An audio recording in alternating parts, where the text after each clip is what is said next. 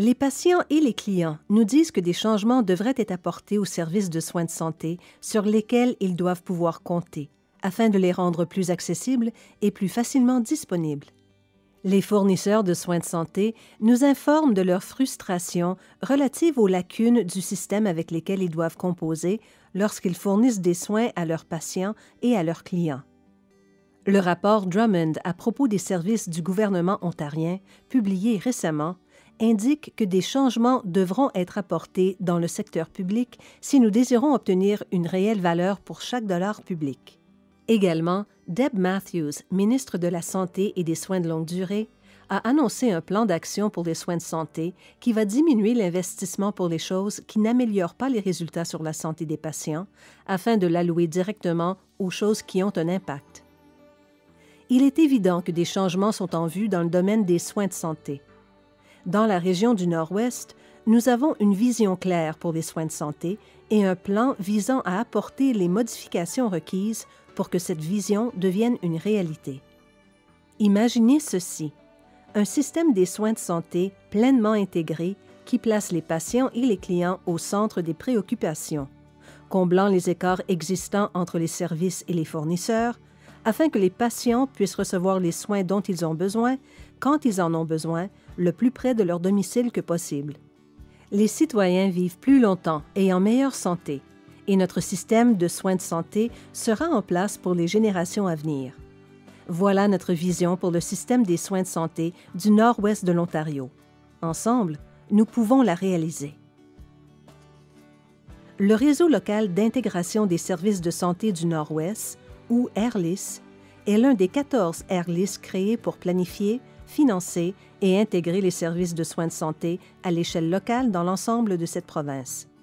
Cela permet d'assurer que la planification des soins de santé reflète les priorités locales et la transparence pour chacune des décisions prises.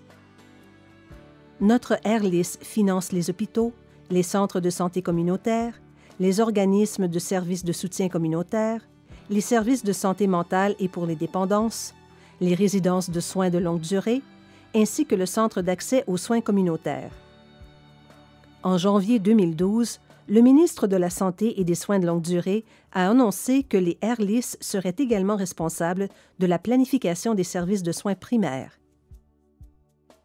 Le RLIS du Nord-Ouest couvre une vaste région de 458 000 km², s'étalant de l'ouest de White River à la frontière du Manitoba.